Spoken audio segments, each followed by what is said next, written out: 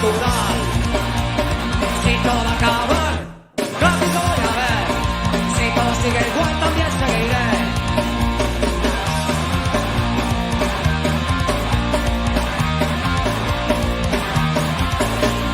Con las antenas puestas la vida entera, hay mucho más nacido que controlar. Esto no puede ser. ¡Qué paranoia! Odio a mi alrededor, odio a mi alrededor, odio dentro de mí. Odio a mi alrededor, odio a mi alrededor, odio dentro de mí.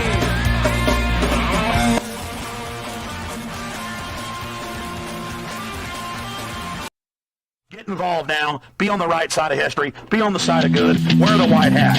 This is your chance to be involved in human history. You get in my face with that, I'll beat your goddamn ass, you son of a bitch. You piece of shit. You fucking goddamn fucker. I have no idea. Oh, there's another one. Another plane just hit.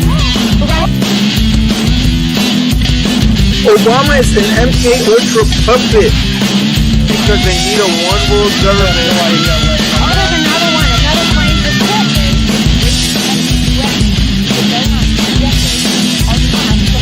Behind bars here in New York City. He's facing sex trafficking charges. NBC News. In a few years, they got taken over by purple-haired transvestites.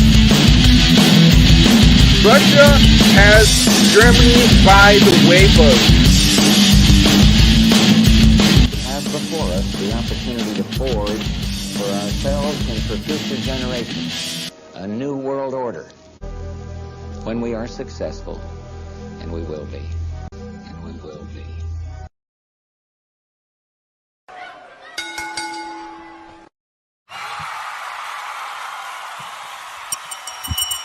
Side with Side is now live. Welcome back, everybody. Thank you for tuning in. Shout out to all the new subscribers. Yeah, this is times of war. I've been saying that, and I will continue to say we are in times of war. Just because America is not, facing explosions here in the mainland, just because you don't see any Russians in Georgia or Alabama or New York or California, it doesn't mean we're not at war.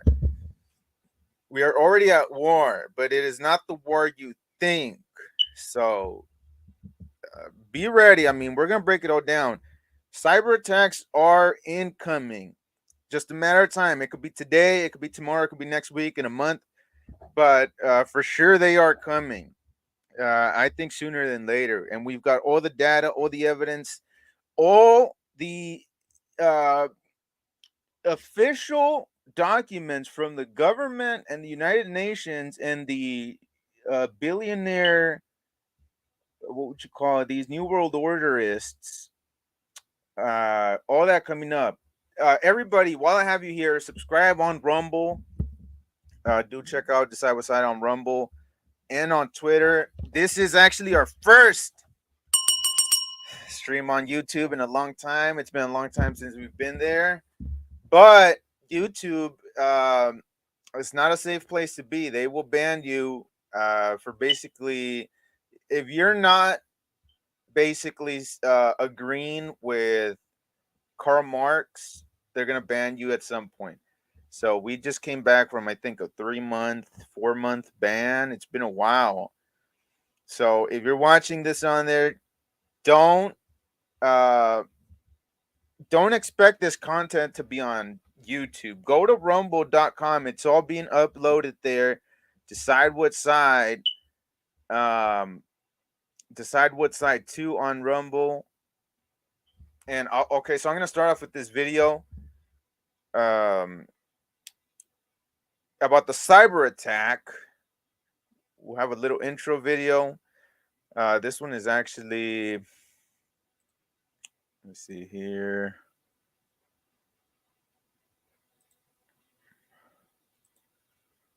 Yeah, this is actually from a couple months ago, but look at the information there, and I'm going to set it all up here on the other side, because what's happening is, as you know, the whole Ukraine, Russia, the media, as you know, has been making Russia the big bad guy. So everything Russia does is bad right now. Russia is just evil, and everything they do is bad. That's what the media wants you to think. And Ukraine and the U.S., we're the good guys, you know, of course. Nothing the U.S. does is ever wrong. And when you see the media saying, "Hey, watch out! Putin is scared. He's cornered. He's losing in Ukraine. He might pull a nuke. He might do something desperate." You can tell that they're setting you up for some big event that they're about to blame on the Russians. Let me play you this video here, and then I'll see you guys on the other side of the break. Not the break, but on the other side of this intro video. These are dangerous times, so this information is more important than ever. We are not on mainstream media. We should. Well, not, maybe not should, but this information should be mainstream. Any day now, you know, we could wake up in a whole different universe. I need people to understand cyber attacks are a big deal, because that's when the stuff they've got planned is the kind of stuff where you can't access your money in your bank for weeks at a time. And then the kind of stuff where they're like, "Hey, well, the money just disappeared. We lost all the records. So, you know, you don't own your house anymore." Shit like that. So, you know, spread this link, share this information. This is something everybody needs to know, because it will happen eventually. And that way, when it happens, you are ready. You're not caught off guard. You're not deceived, because there's a lot of deception ahead of us. So let me play this video here. I'll see you on the other side. The globalists are going to cut our power off and say the Russians did it. You ain't seen nothing yet.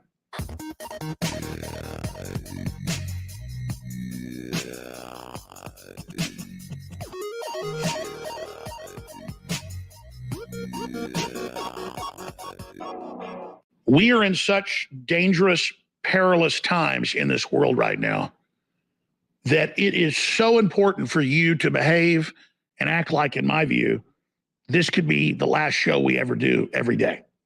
And it could be the last time you're able to talk to your family across the country for a long period of time. It could be the last time you have electricity for a long time. It could be the last time you have food in your pantry. The last time you can go to the store. If you think the deadly vaccine is bad, if you think what you've seen so far is terrible, if you think the supply chain breakdowns and the open borders and the devalued currency and the inflation is bad and all the wars and rumors of wars, let me give you the bad news. You ain't seen nothing yet. And if we don't realize how much trouble we're in, and if we don't get on our knees and pray to God and repent and ask for a reprieve, we're going to look back at 2020, 2021, 2022 as the good old days. I'm a person that's been ready for this for a long time. I'm a person that doesn't scare easily.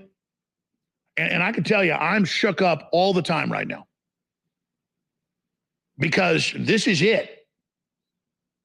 This is the fabled New World Order, world government, Antichrist takeover. I'm not saying the Antichrist is here. I'm not saying it's about to happen next week, but all the pieces are being put in place and the training wheels for it are being engaged in right now. And you go to these big churches, you hear nothing about this. Instead, they ask you to check your QR code and make sure you got your vaccine passport to be there. They are nothing but induction systems or feeders, funnels into the belly of the beast. And I'm not judging these groups. I'm just telling you, folks, it's time to get right with God right now. Big time. And it's also time for us to fight the hardest we ever had to spread the word and to get the word out and to warn people so they know what is going on. So we need to build up our war chest. We don't need to be running on empty here at InfoWars. We need to go strong into the future with as much capital as we have to operate as best we can. And I got to tell you, this could be the last chance you ever get to get these supplements or to get this great fluoride-free toothpaste or to get a book or a film or a T-shirt or storable food, because the world's so dangerous, you can wake up just like that and the power's out and we're at war with Russia. because the globalists are going to cut our power off and say the Russians did it. They're all over the news. I told you years ago they do it, saying the Russians are going to cut the U.S. power. Type it in. Pentagon warns Russia planning cyber attack. Pentagon warns Russia turned off the Colonial Pipeline. No, they didn't. The globalists did. The globalists turned off the Keystone too. The globalists just said we can't have any oil drilling in the Gulf. That's the Democratic Party. That's the New World Order. That's the eugenicists. They did it. And I'm not here defending Russia. If it was Russia doing all this, we could stop it easily, but we can't because we have an enemy within the gates that runs our system. And everybody that works for the system that pretends like you're on the winning team, you're fools. You have thrown your birthright out the window. You've destroyed yourself, and there's still time for you to turn back. But I'm not going to talk to people that serve evil. Most of them are a lost cause. I'm talking to those of you that know what's going on and know how serious things are. You need to get your head straight. You need to get focused and get out of that fog and decide what you're going to do politically, spiritually, economically, culturally to not go along with this and not comply.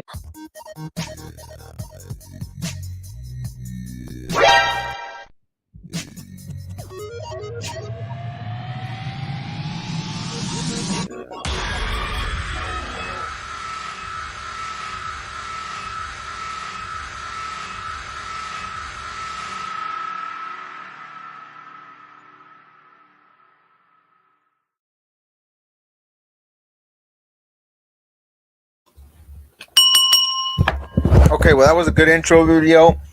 Let me not waste any more time introducing you, ladies and gentlemen, the one and only, direct from, well, he's in a private location, but,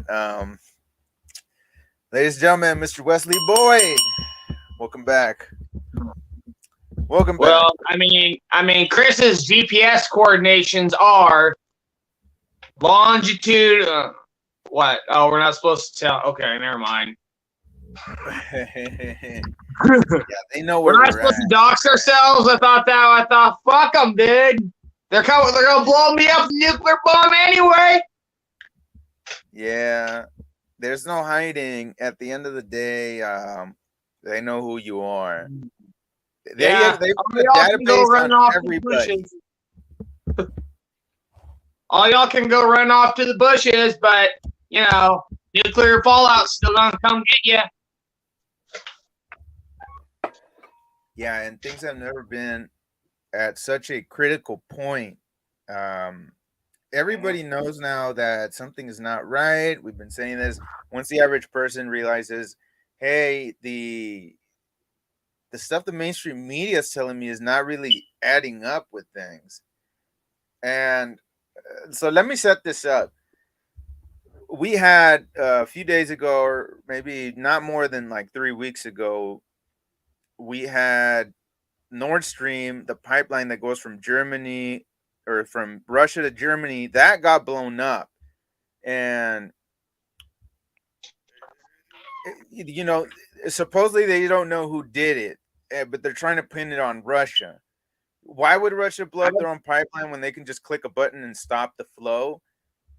You know, and why would Russia blow up the pipeline when that was one of their main sources of income that they were selling at an even higher markup because of the crisis and the, you know, we're not in a good energy situation right now. Well, after that happened, you had Ukraine blowing up. What was it in that order that happened? Ukraine blew up the bridge that went from that connected Crimea to the Russian mainland. So that bridge is in Russian territory. That's why it's a big deal, because you're seeing this war that used to be confined to just Ukraine is now going across the borders. And you're seeing Poland getting their military ready. You've seen Belarus looking like they're getting ready to enter the fight. Things are escalating. And now yesterday you had a bunch of missiles strike central Kiev, you know, which before they were leaving that alone, but now the Russians are showing, okay, we're not gonna, you know, we're going, what's it called? We're gonna, what am I trying to say? You can have it the easy way or the hard way. we're about to unleash full Russian power. I'm not saying the Russians are the perfect good guys here. I am saying there's more than meets the eye. And now that things are at this point, the media is saying, look at Putin. He's going to launch a cyber attack. He's cornered. He's scared. He doesn't know what to do because he's losing in Ukraine. And it looks like he's going to launch a cyber attack on the U.S. So take it from there. Well, like you said, it wouldn't make any sense for Russia to blow up their own pipeline. They have no motive. They have no reason to. They already had Germany over the barrel. The part that was blown up inside NATO territory. And what I've heard that is even the Russians would have a really hard time getting that far down and doing that kind of damage. You know, people think, oh, we're advanced and everything. We can just blow up anything, anywhere, anytime. It's like, no, you go underwater. It's hard. It's hard to blow things up underwater. You know, it's hard to get a charge big enough that far down.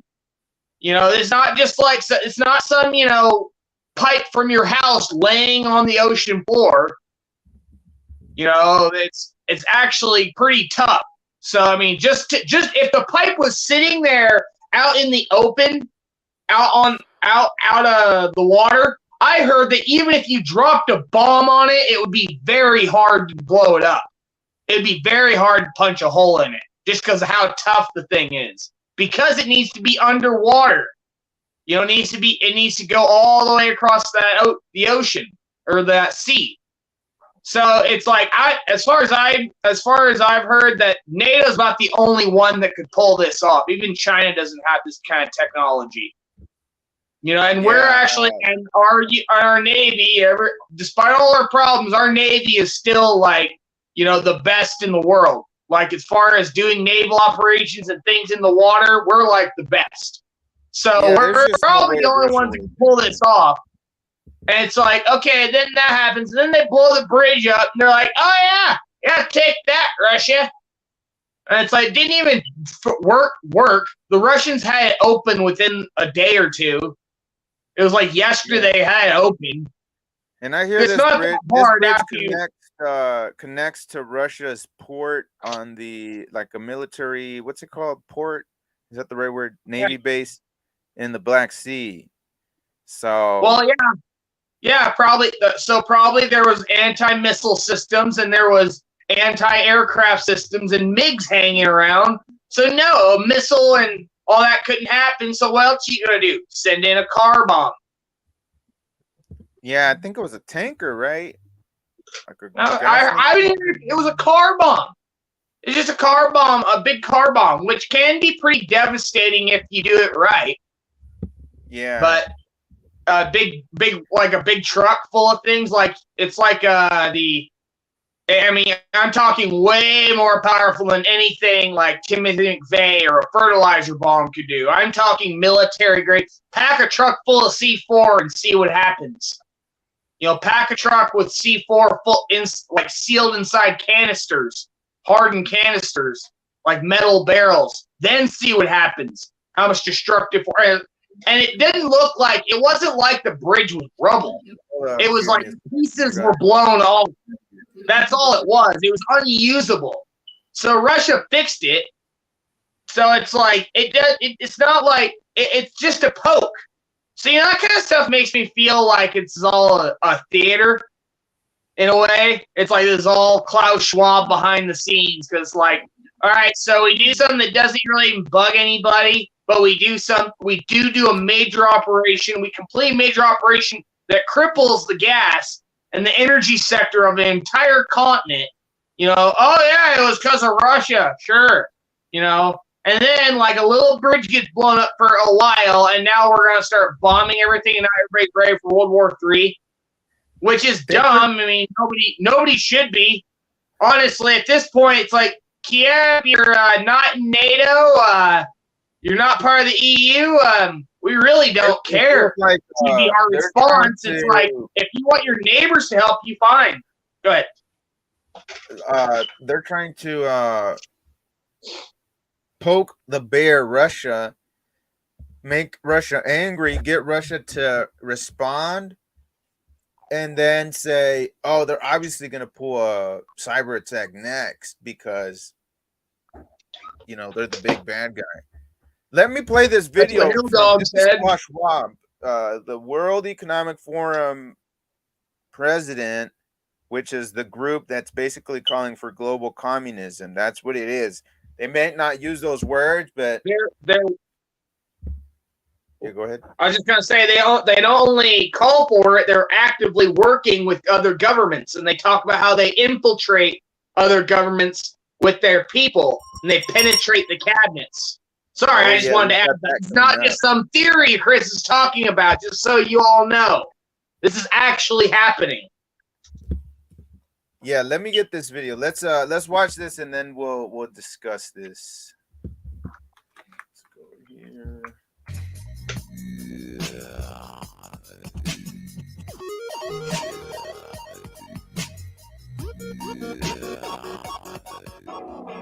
We are in such dangerous, perilous times in this world right now that it is so important for you to behave and act like, in my view, this could be. Wait, I think this is the one I had just played. Hold up, I've got it here.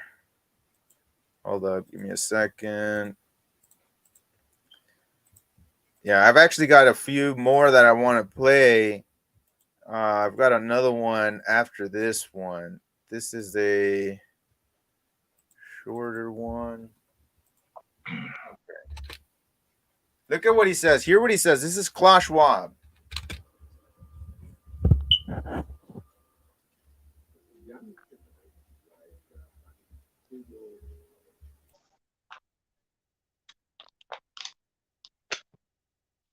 You will eat the bugs. You will own the nothing. You will. Oh, that's pretty much how it is. So we have Klaus Schwab who's been the head of the World Economic Forum since 1972, Bilderberg Steering Committee. He's just been in all these positions, and everybody seems to listen to him. You know, I mean, it's kind of weird. It's like, okay, so who elected you? What? I mean, even like, let's go old school. What royalty are you? Who appointed you? Nobody. Nobody voted these people in, but somehow they're calling all the shots on how humanity is going to live because they see themselves as, we're so smart. We're at Harvard. We're at Princeton and Yale. We're so smart that obviously we have to run humanity the best way possible because, you know, we're the smart ones. His own words. Free will is over. According to the world, I see the need for a great reset. So people assume we are just going back to the good old world which we had, and everything will be normal again. This is, let's say, fiction. Will not happen. He said things are not going back to the way they were ever. That's fiction. And what is normal? Normal is everything that life was before COVID. There is only one way this pandemic is going to go. It's going to get worse and worse and worse. Pay insufficient attention to the frightening scenario of a comprehensive cyber attack, which would bring to a complete halt to the power supply, transportation, hospital services, our society as a whole. The COVID-19 crisis would be seen in this respect as a small disturbance in comparison to a major cyber attack.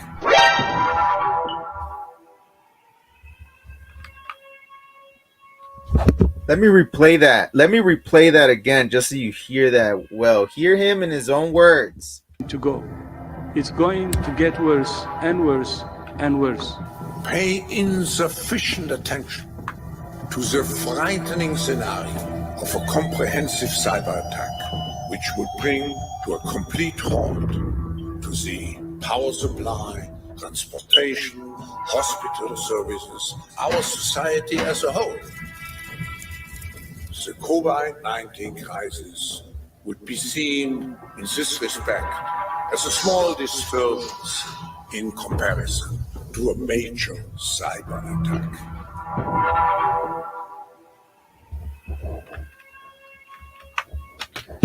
All right, and let me just read this brief description here. This is from a Zero Hedge article, and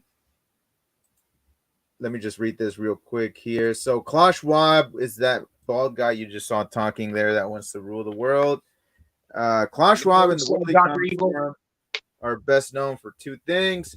First one is the involvement in a war game called Event 201, which simulated the global spread of a coronavirus pandemic. This simulation was held 2 months before the real thing happened in early 2020, and a majority of the measures played out in the game were in fact implemented almost immediately following the outbreak. So what a coincidence. Klaus Schwab's excited announcement, number 2, that the pandemic was the perfect opportunity to institute what he calls the Great Reset of the global economy, along with the fourth industrial revolution, which is the complete centralization of world trade and governance into a global socialist empire where you will own nothing, have no privacy, and you'll love it. His own words. And this is from an article. I'll post it. Wesley, tell us why this is bullshit. What? Dude, I like it. I think, dude, don't you want? I saw a picture of this homeless guy sitting on the side of the road, all gacked out with his VR. He had nothing, and he was happy. Oh, you know? Man. Oh, dude, it was like the most dystopian thing I've ever seen. Just this fucking homeless dude, fucking $700 VR set. Just like, Jesus. fucking, like, wow, that's exactly what it is right there. I thought that there's this painting, there's this whole picture someone drew of someone with goggles, like these virtual reality goggles, and they're like huddled in a corner and it's plugged in, and it's like the whole house is crumbling nasty around them, and they're like all in rags, and they're like watching their headset, and I'm like, that's a little far in the back of my head, but here we are. We'll own nothing. That's how you own nothing. That's why you like the bugs. Because they will put you in a false sense of reality to where you will think that is happiness. We've all done it to a certain degree. Movies, go to work, go home, you know, play games, do whatever, chat with people on the video, and you know, which is fine. I think all that's actually a good thing in certain situations, you know, like it'd be nice to, you know, video chat your grandma across the country and you know she doesn't have very long to live. That's really nice. I get that. But it's like you're still supposed to go out to the parks. You're still supposed to have community events. We've all replaced it. There was a guy who talked about how we need non-working, like business oriented spaces for people to gather. Parks, town squares, festivals, bars to a certain degree, and all that. And now all we have is bars. The only place people go that's not their phone is the bar. And they go there to just get drunk. It used to be when I was a kid, there'd be people going to the bar for like a beer and play pool. And if you asked them, oh, you want to go get blitzed? They're like, no, that's never what I do. Now it's like, the only reason people go out is to get completely drunk. So it's like it doesn't even make sense. All our natural reactions have been taken away. Yeah, but it's okay because you know we have VR headsets. Is important. Their whole thing is to give you a fake reality to distract you from this fallen reality that they will destroy even more themselves. So if you think modern architecture is ugly and that driving in a car, sitting in traffic is ugly, and dealing with like how boring you live in a strip mall town with cookie cutter buildings and prefabricated, mass-produced everything. Their solution and what they're saying is that I forgot what the rate is, but every so and so years, the graphics get twice as good, and they know that at the rate we're getting, we're at the rate that we're making video games and graphics very realistic. You know, like video games look almost like real life. At least the sports ones do from far away. Yeah, In a few years, they know we will have the virtual reality, the video games that used to be all blocky, they're going to look like real life. Well, you're not going to be able to tell which one is real life. The fake one that you put the goggles on, or this one where you're at. Except, of course, the virtual reality, you'll be able to have cars, women, and it's like Ready Player One is them telling you this is what's coming down the road. So get ready for it. Be excited about it. It's literally the Antichrist system. You're gonna sell out. You're gonna live in the fake matrix.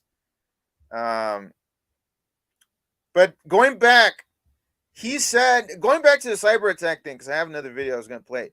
They're saying this is gonna hit banking, hospitals, schools, corporations. Yeah. Everybody's been pre-programmed with hacking. Hacking this, everything can be hacked. Everything, you can just hack it all. You know, oh, I don't know how a hack happens, but I was told to hack, so therefore computer stuff, therefore who cares? Listen to government. It's beyond, you put something forward that's beyond people's understanding, and then you tell them there's a problem with it, and then you have to fix it.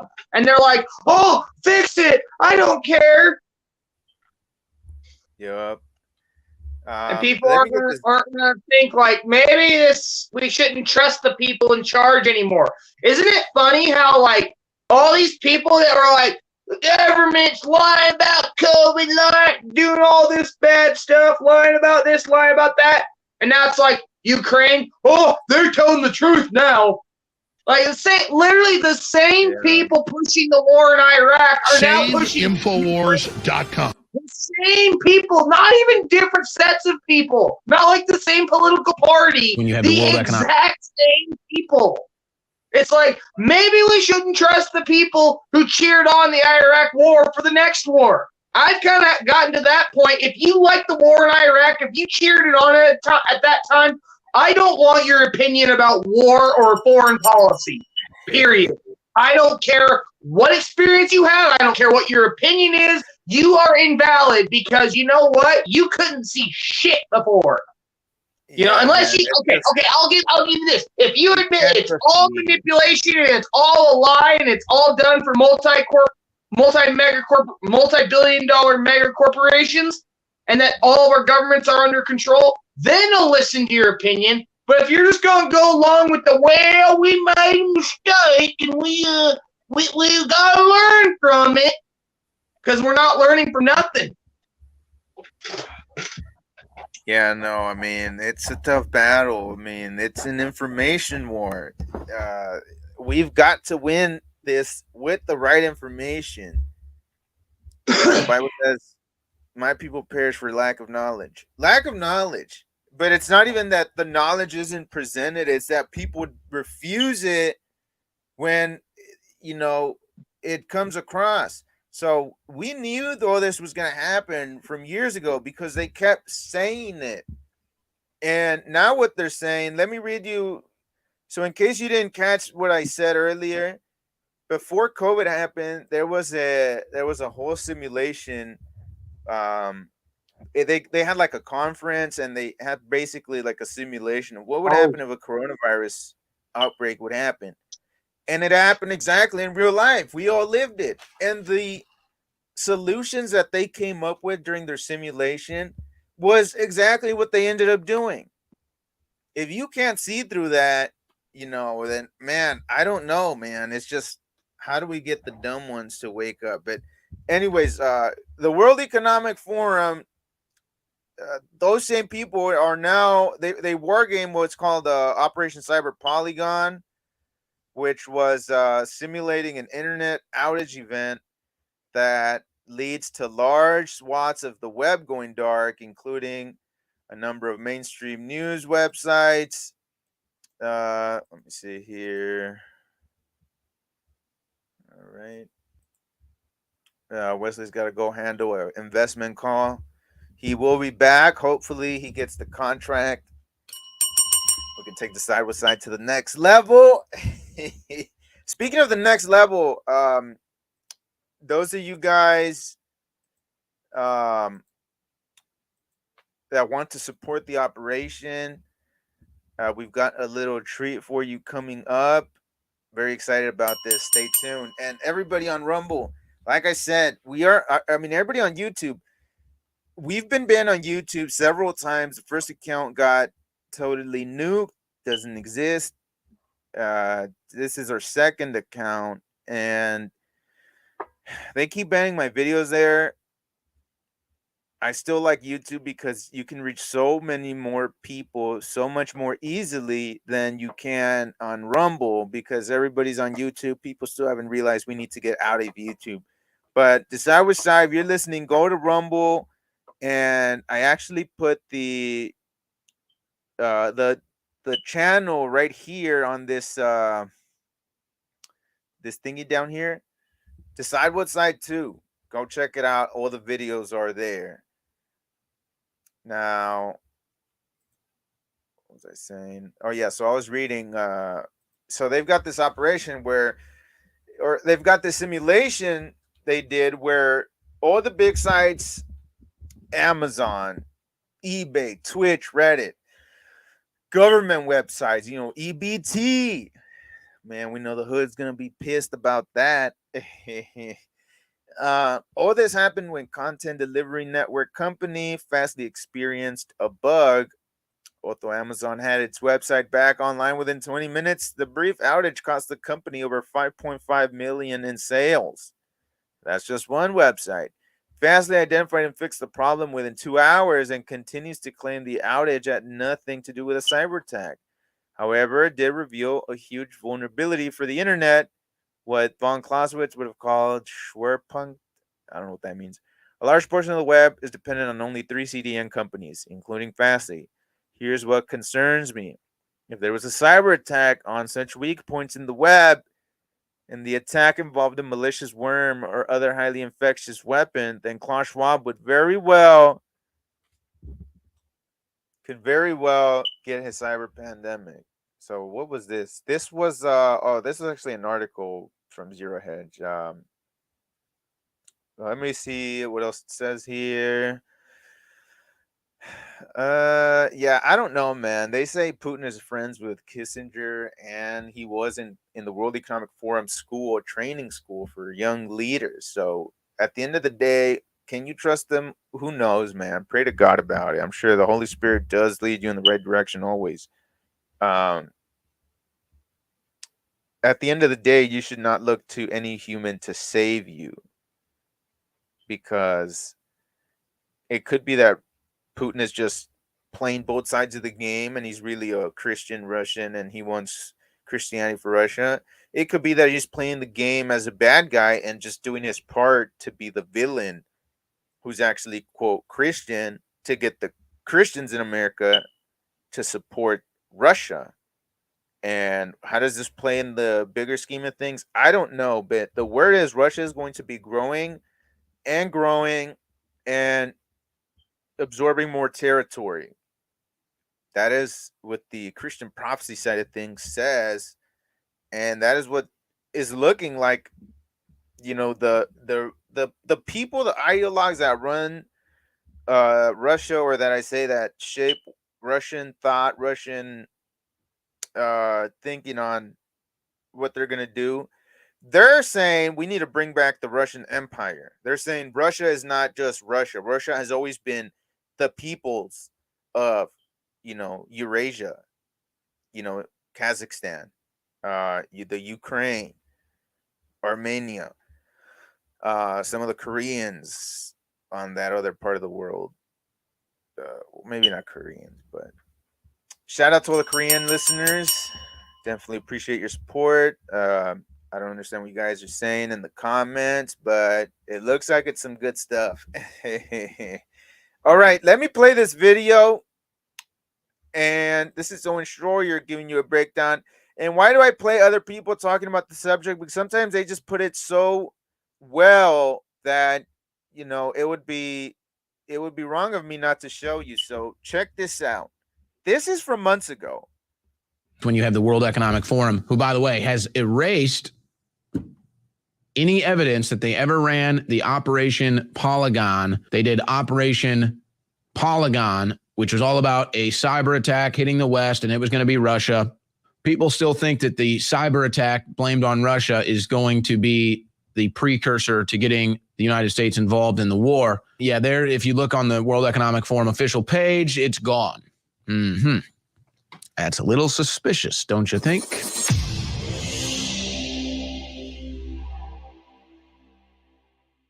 So the false flagging perhaps has begun in Ukraine. Will it reach the West is the question.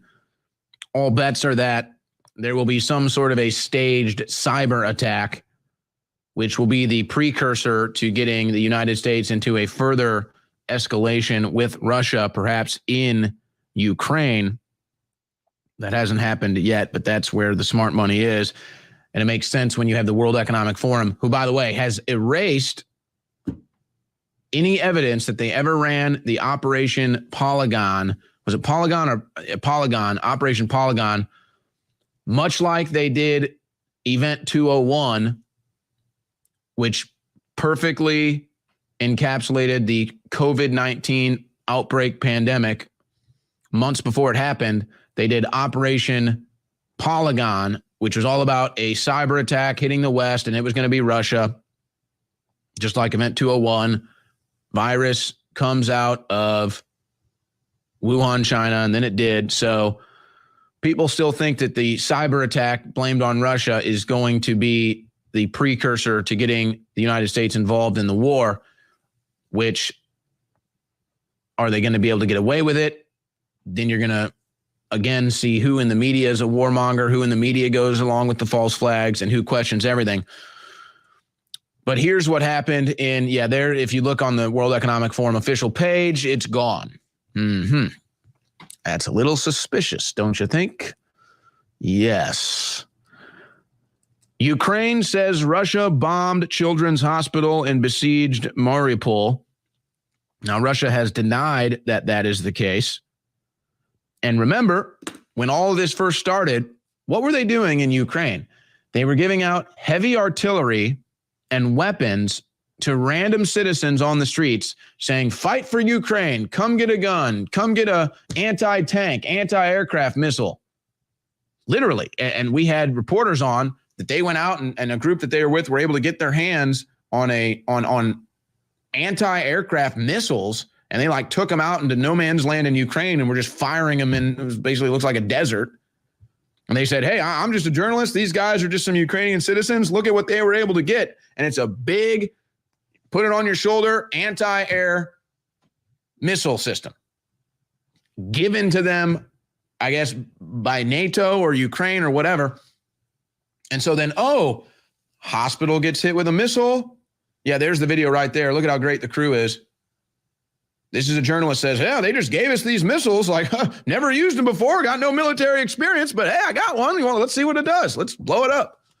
So, somebody blows up a hospital with a missile. Ukraine says it's Russia. Russia says we didn't do it. Oh, well, I guess you got the perfect out, don't you? You got the perfect false flag out. Nobody knows how it happened. Nobody knows. Where did the missile come from? Who fired it? Who got it? How did they acquire it? Nobody knows. Nobody knows. And why would Russia blow up a hospital? See, nobody wants to think logically about Vladimir Putin. They just want to act like Vladimir Putin is this madman hell-bent on killing Ukrainians. A completely inaccurate description of Putin.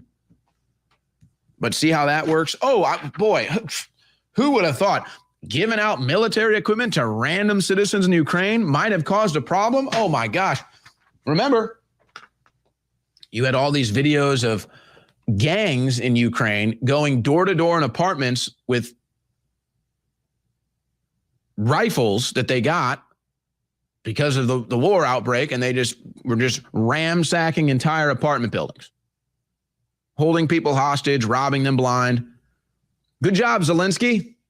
Boy, Zelensky's done a great job, hasn't he, guys? Oh, but if you listen to the Western media and you look at all the brainwashed minions, they think Zelensky's the greatest thing since sliced bread. No, Zelensky's been a disaster, okay? Zelensky has been an absolute disaster. Now, you can say Putin's the bad guy all you want. Zelensky has been horrible for Ukraine. 2 of our best-selling products are back in stock at InfoWarsStore.com. All right, excellent video from Mr. Schroyer. Shout out InfoWars, shout out Owen Schroyer. Wish him the best in his legal situation. So they're going after InfoWars. That's what I'm saying. We're already in that much of danger that Owen says he used to go out and protest and rallies and stuff, and he stopped because he had like 6 incidents where he had to call the police and for assault, and the police don't do anything because Austin is run by Democrat dumbasses.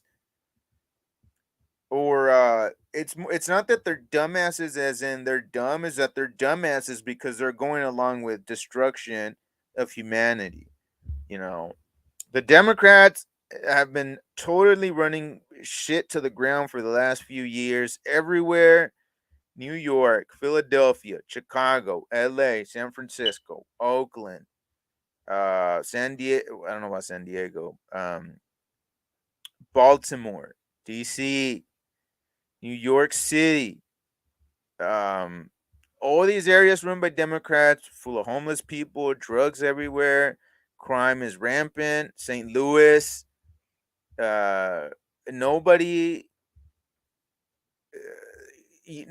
people, they just let people get away with everything. Now Chicago passed a law where if you rape someone, you don't even go to jail. So that's liberal and tolerant. They're taking everybody down, like the, Alex Jones with the whole fake scam legal trial, because they're getting ready to, they're going to push forth their biggest move yet, which is going to be the cyber attack that is going to bring down, I think they say it's going to be like a cyber virus, like COVID. And what it sounds like is that it's going to be, the internet is going to go down for like 2 weeks. And then there might be this thing where, like, if your phone gets too close to an infected phone,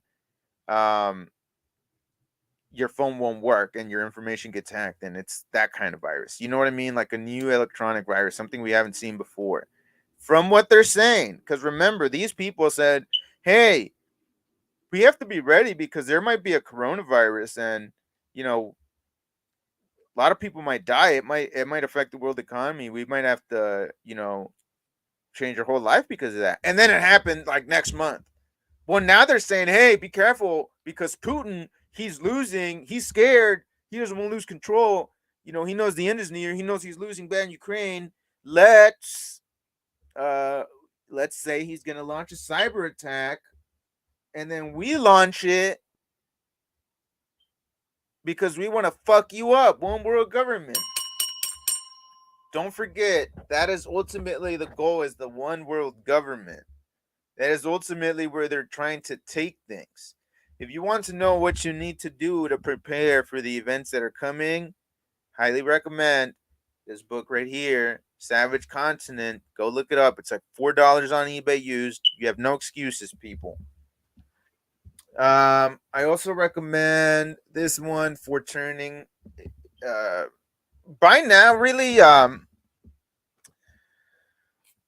man, it's just that we're in this situation where people don't want to admit the truth because it can be kind of scary at first, especially when you realize, okay, so everything I was learning has been a lie. Everything they told me in the mainstream media has been a lie. You're saying that the president doesn't really work for the people. You're saying that we didn't really elect the president these last few years.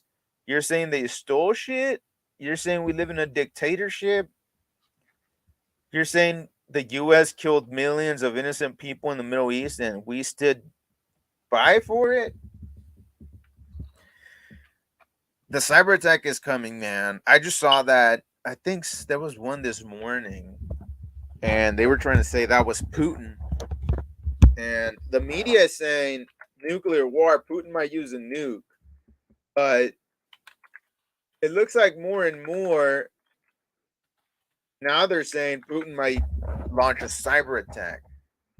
And there was actually this morning cyber attack. Over a dozen U.S. airport websites were down. The airport websites, so critical infrastructure, including LaGuardia in New York, one of New York's, and O'Hara in Chicago. So some of the biggest airports, and they're saying that the hackers came from Russia. Bullshit, man. Look, a few years ago, some documents got declassified or released or leaked. They got leaked through WikiLeaks, the infamous Vault 7. And it was in these documents that you had the government talking about how they could hack anybody's computer and make it look like it came from any country in the world. For example, you could launch a cyber attack of somebody's online store in China, and you can launch it from Austin, Texas, and make it look like it came from Mexico City or Buenos Aires. You can make it look like it came from Boca neighborhood in Buenos Aires. They've got this technology. So just because they say, look, it says it's from a Russian computer, or look, it was the Russian-speaking hackers. I don't know how they know that. But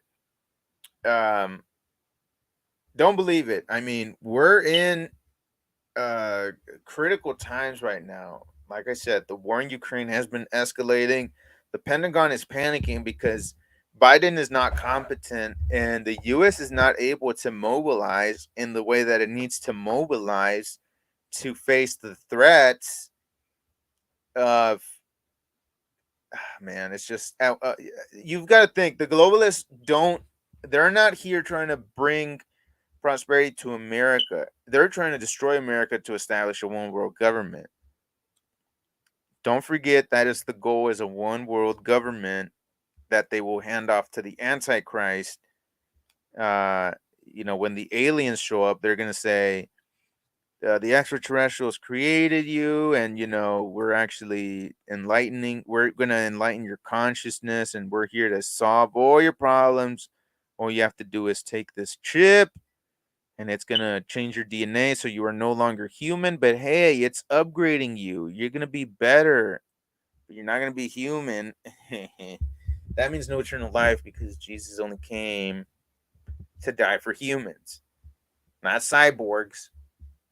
So massive cyber attacks forced over a dozen airport websites offline.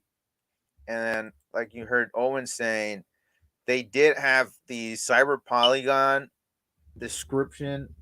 They had this on their website, and then they took it off. But here you go.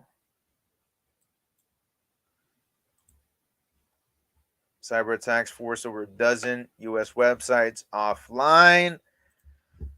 And I'm telling you, you can see where they're taking things.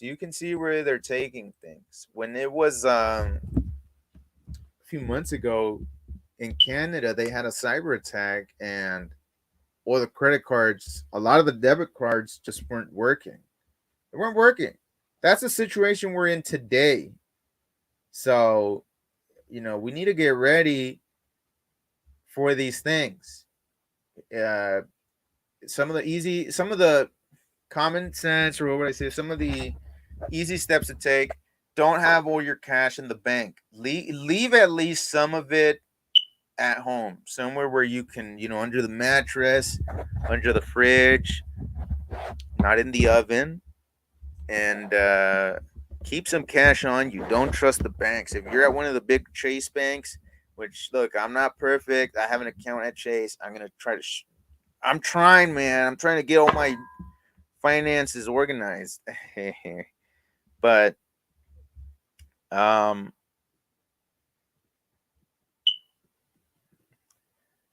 yeah, have some cash, have some food, because think about it. If there's a cyber attack and a lot of our systems are down, they're not going to be able to ring up food at the grocery store. And, you know, this is where massive panic kicks in, because if you don't have any food, well, you're not going to be able to get any. And who knows, in some areas, the power of the internet might come back in a week. Some areas, it might take a month. So I guess we'll see, man. But we are in the perfect storm.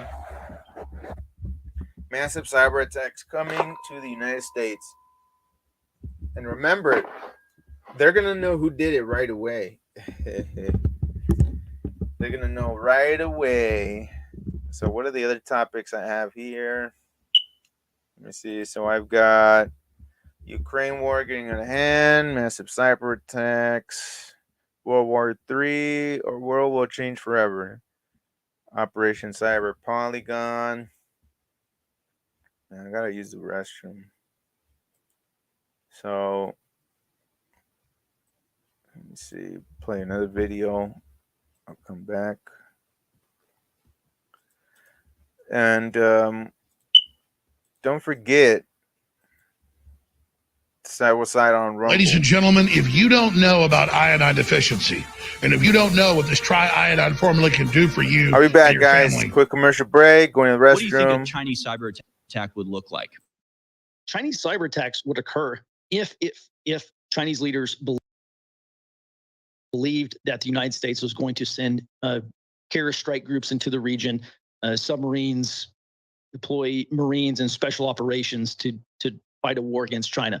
So yeah, I would expect China to try to cut everything, food production, our electrical grids, oil and gas, energy, to tie up the United States here at home, so that the Biden administration is unable to respond in full to Taiwan. You need to defend your civilization against the onslaught of this cancer of progressivism, liberalism, and globalist brainwashing. This is a life or death situation. No messing around. The prescription is 2 doses of InfoWars taken daily.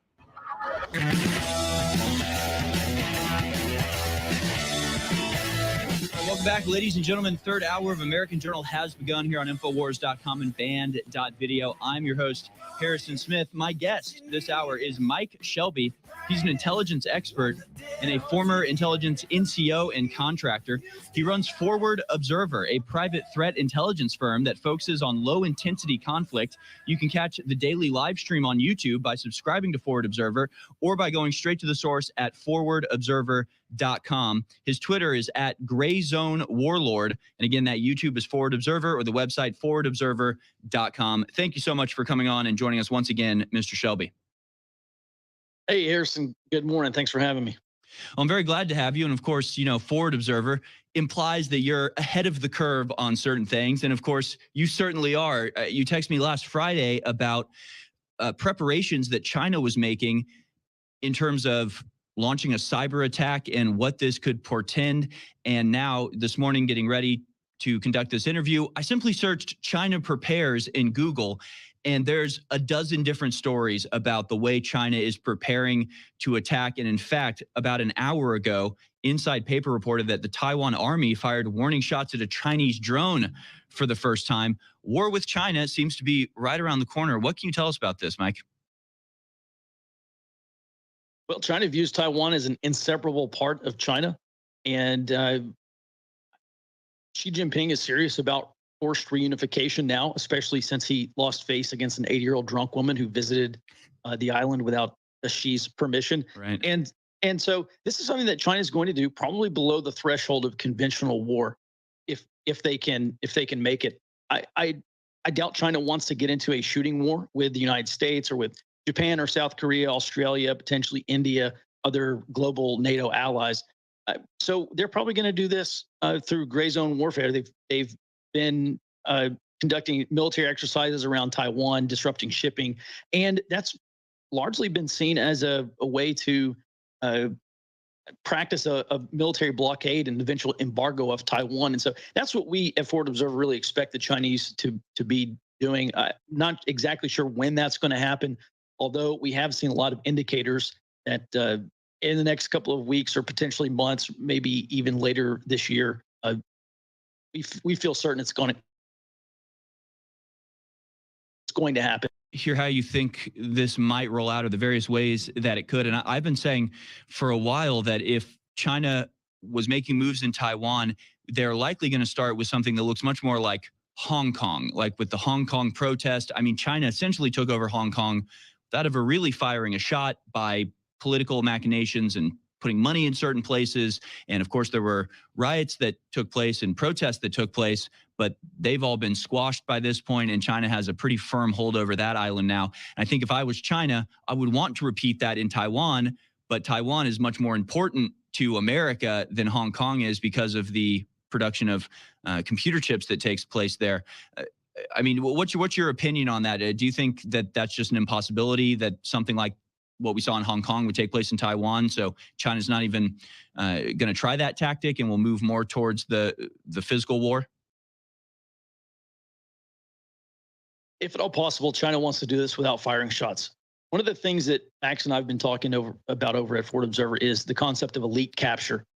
China goes in, they move around a lot of money, they pay off politicians, cultural icons, people in media, in sports, in aspects of popular society, and they pay them to toe the China line, and they pay them to push back, say, "Oh no, you can't say that about China.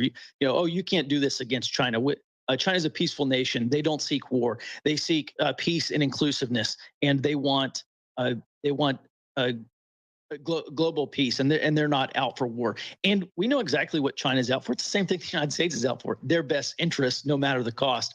And so, I look at Taiwan. It's going to be a key part of the Chinese economy, just with the Taiwanese industrial base there. You mentioned semiconductors, and this is going to have follow-on effects for the United States pretty drastically.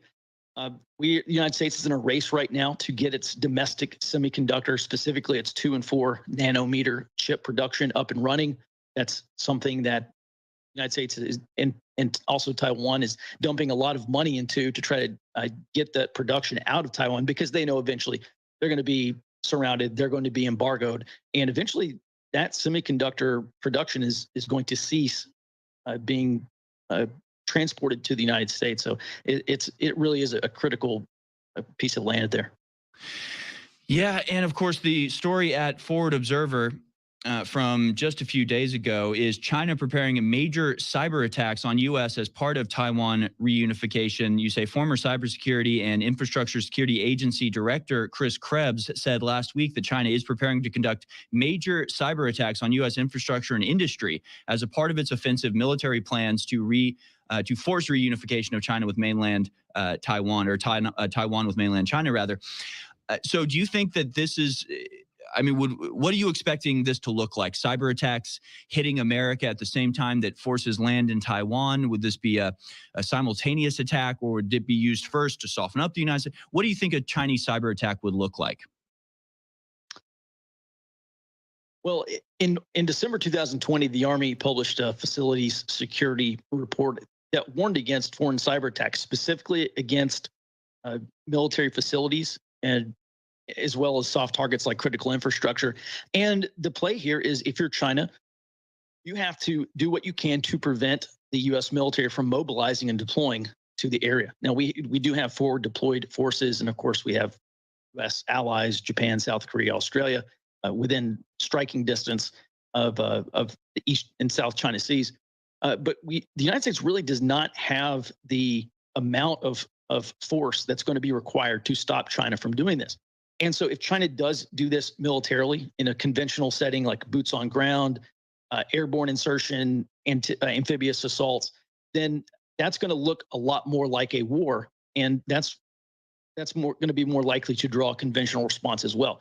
If China slow rolls this and uses its brown water fleet to encircle Taiwan, create an embargo, that's beneath the threshold of conventional war. And so I think China wants to do that. They do not want to draw a conventional attack from Japan and South Korea that have missiles and artillery within striking distance and ships especially. So Chinese cyber attacks would occur if Chinese leaders believed that the United States was going to send carrier strike groups into the region, submarines, deploy Marines and special operations to fight a war against China. So yeah, I would expect China to try to cut the power, to attack everything, food production, our electrical grids, oil and gas, energy, to tie up the United States here at home, so that the Biden administration is unable to respond in full to Taiwan. Now, that said, I think Max and I both believe that the Biden administration has chosen Ukraine over Taiwan. I don't think we're going to get into World War III over Taiwan, but nothing's impossible.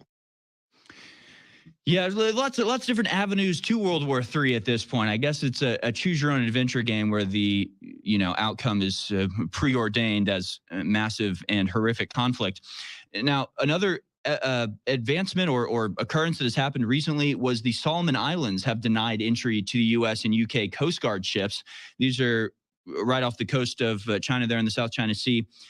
Under heavy Chinese influence, has denied entry into its waters of 2 U.S. and U.K. Coast Guard ships. Both these ships are conducting patrols, and yet they've been prevented from entering the Solomon Islands. Can you give us any insight as to how that plays into the Taiwan conflict? Yeah, this is a part of China's strategy to recruit the global South into the Chinese sphere of influence. Earlier this year, Chinese Foreign Minister Wang Yi said, Asia's time in global governance has come. That is non-negotiable. That's a starting point for China.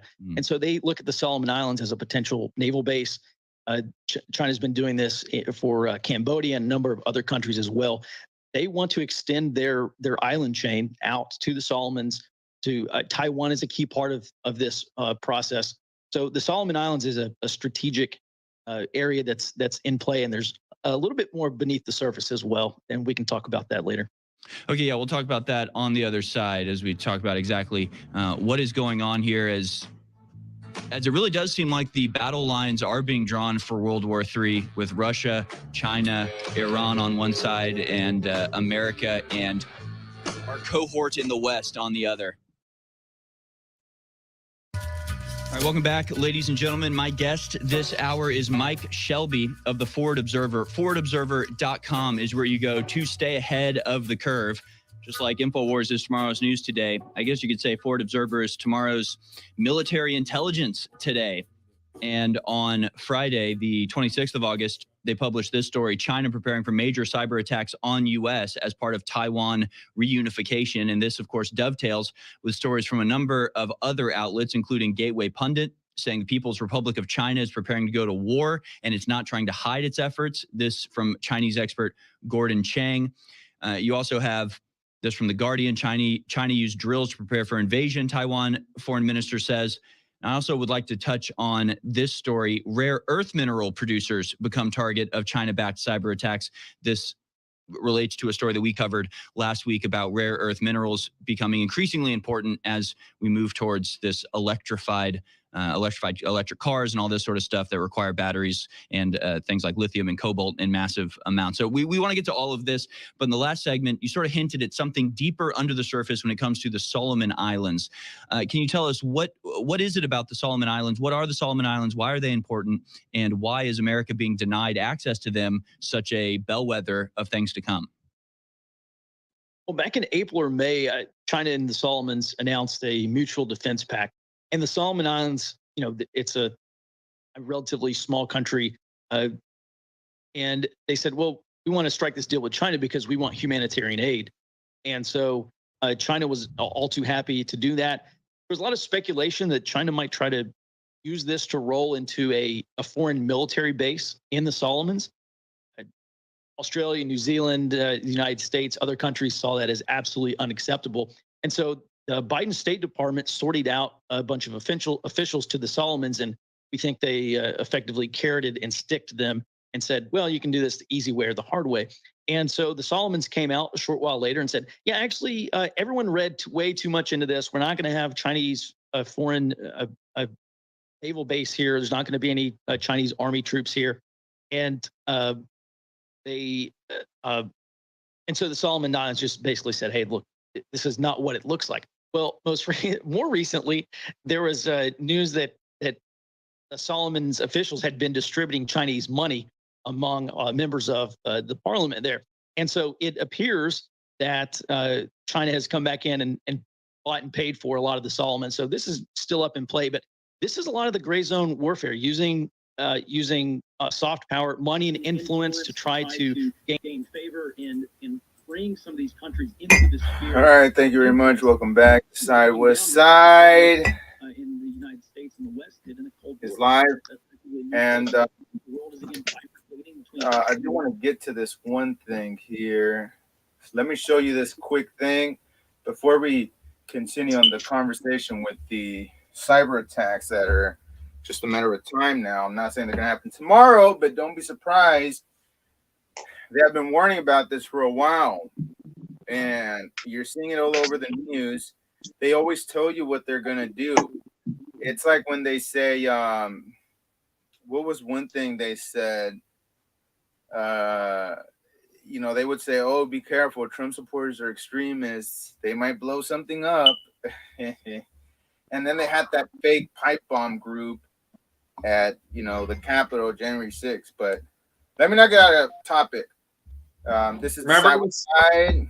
If you're watching on Rumble, guys, I've been saying or if you're watching on YouTube, YouTube has been banning us. They don't like the truth over there.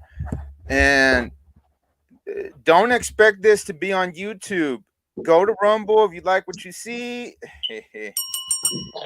Rumble is the way to go because, you know, YouTube, we just came back from a 3-month ban. So, yeah, so this is the thing I was going to show you guys. For those of you out there wanting to decide that you're on our side. Actually, whoops, that's not it.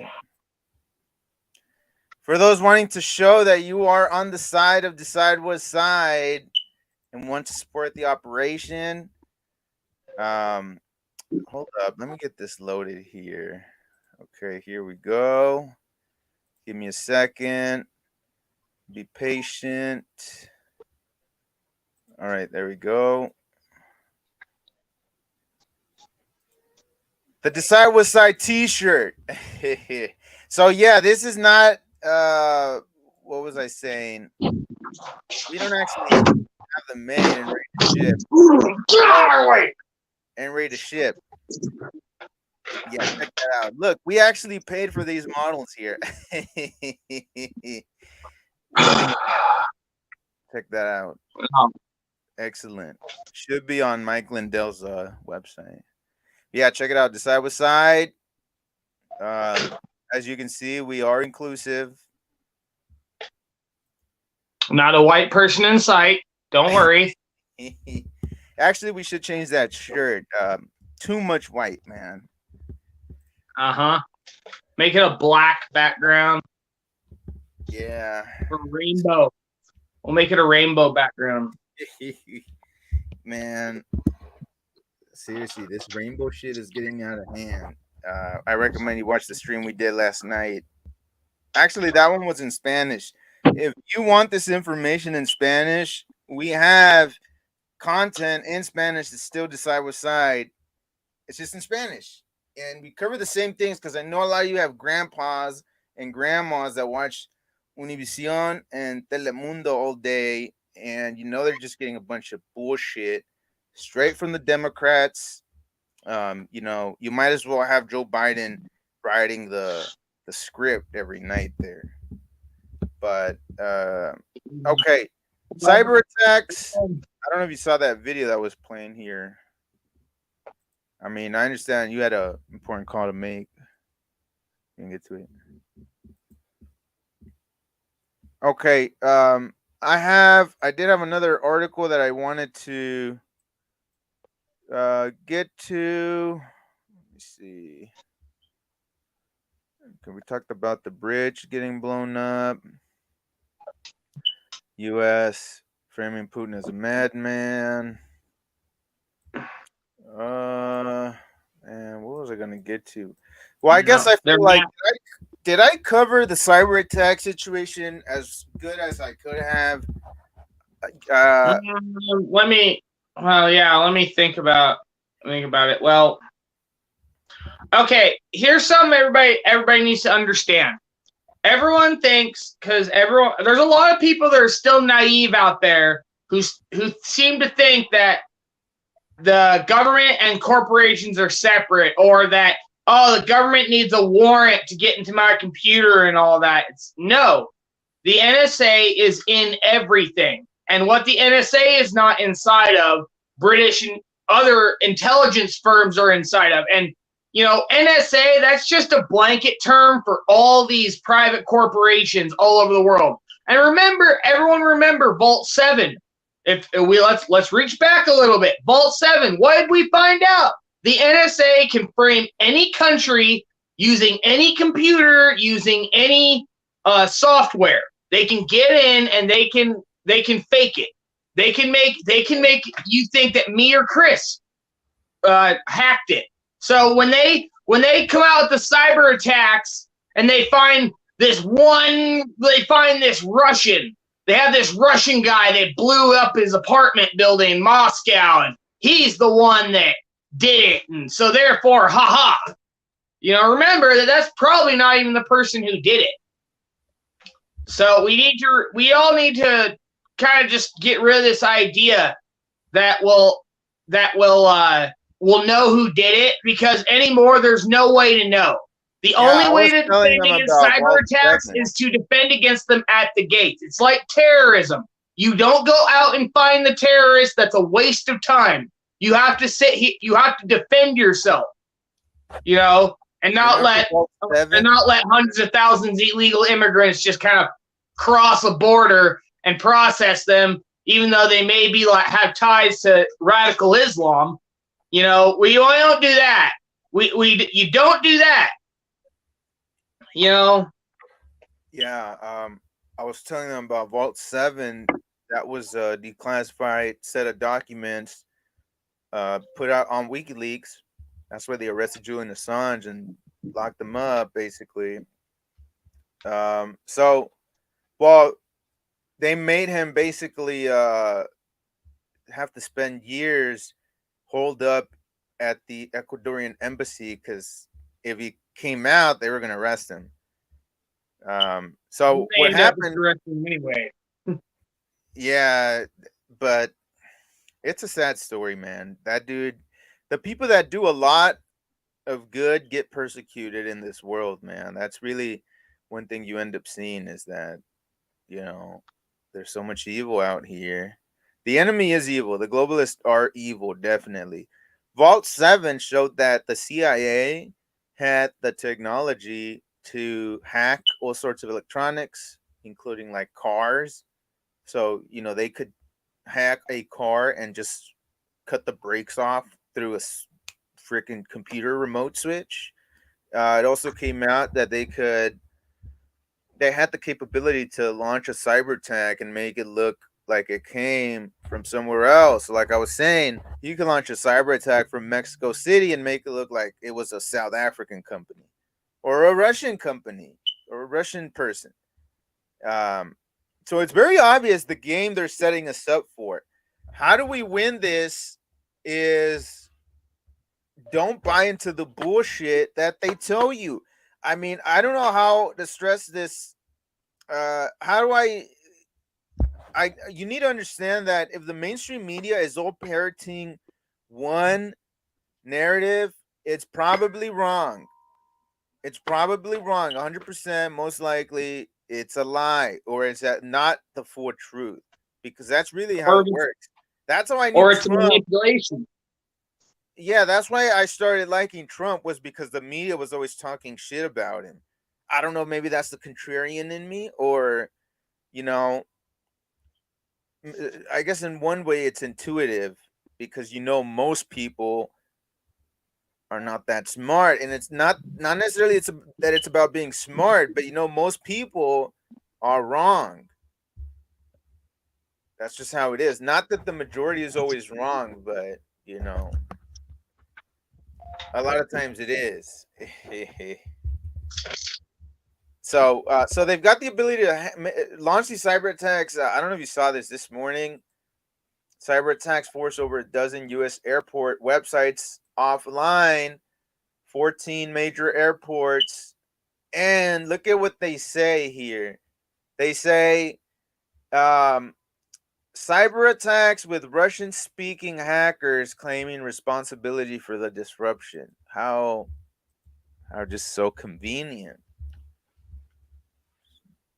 It's crazy.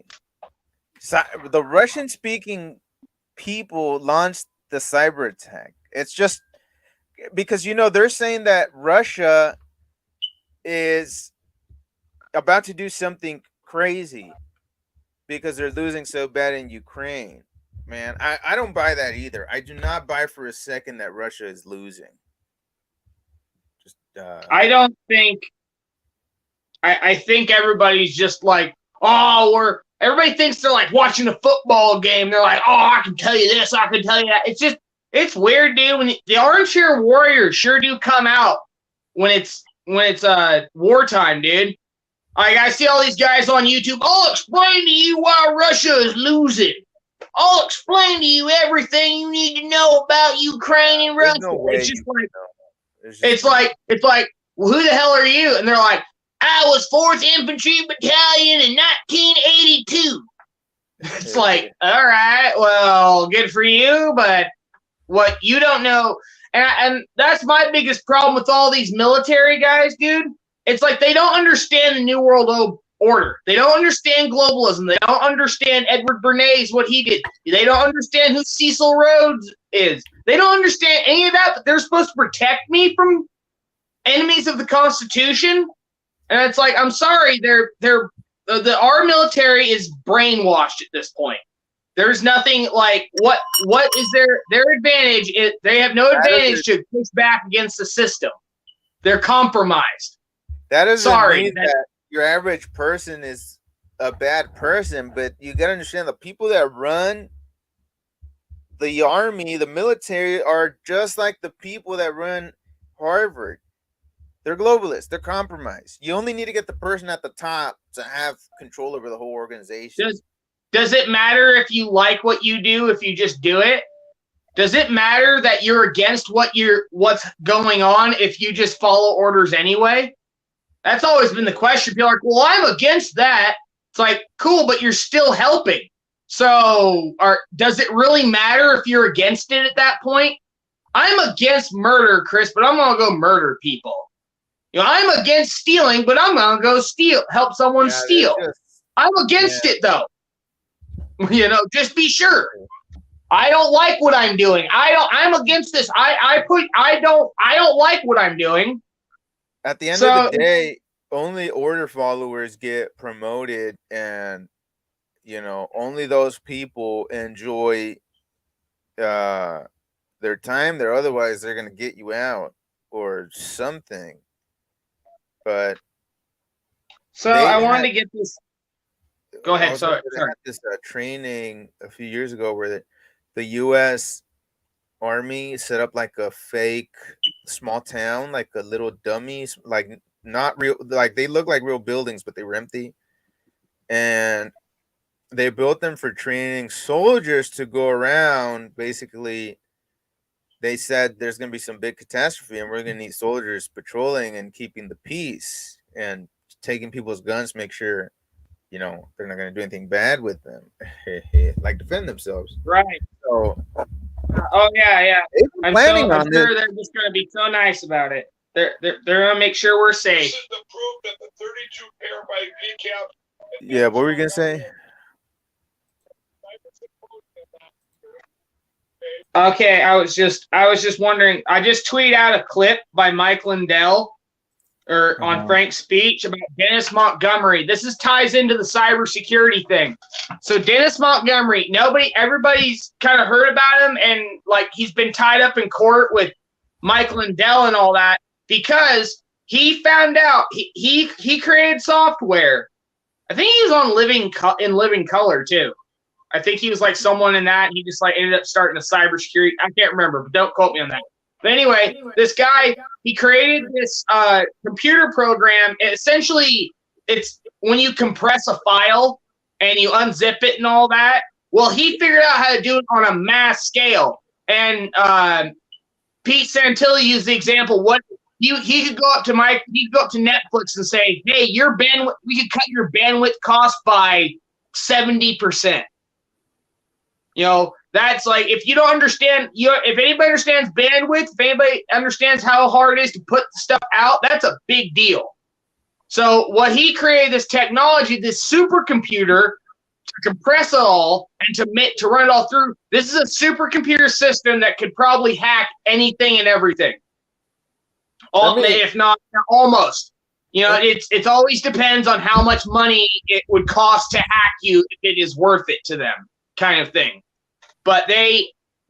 So what they did, that his company, he realized the government was using his technology to spy on everybody, blackmail people, do all kinds of nefarious things. So he goes to a judge and writes out and puts out all the evidence to his lawyer. The judge looks at it and is like, you need protection. So he got the FBI involved.